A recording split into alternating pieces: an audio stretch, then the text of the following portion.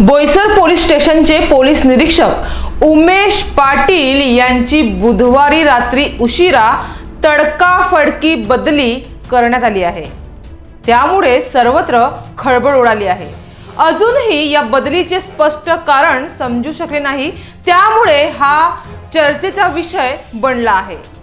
तत्कालीन पोलीस निरीक्षक प्रदीप कसबे यांची तडकाफडकी बदली झाल्यानंतर त्या जागी उमेश पाटील यांना 6 महिन्यापूर्वीच बोईसर पोलीस निरीक्षक पदाचा कार्यभार देण्यात आला होता।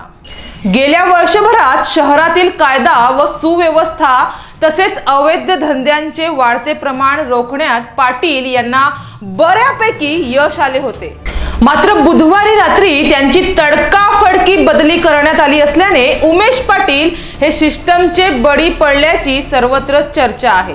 सोन्याचा धूर निघणाऱ्या MIDCचा भाग असलेल्या या पोलीस ठाण्यात अधिकाऱ्यांची चढाओढ लागलेली असते, मात्र त्या सिस्टमच्या कार्याला वाहून न घेतल्याने तसेच पोलीस ठाण्यात विविध क्षेत्रातील दलालांना नो एंट्री दिल्यानेही पाटलांच्या बदलीचे कारण असल्याची माहिती समोर येत आहे।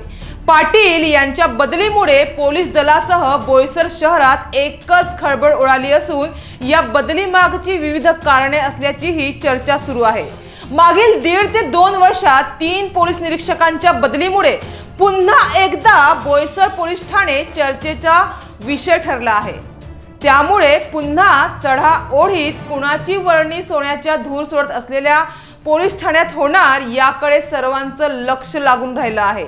बोईसर पोलीस स्टेशनचे पोलीस निरीक्षक उमेश पाटील यांची बुधवारी रात्री उशिरा तडकाफडकी बदली करण्यात आली असल्याने सर्वत्र खळबळ उडाली आहे।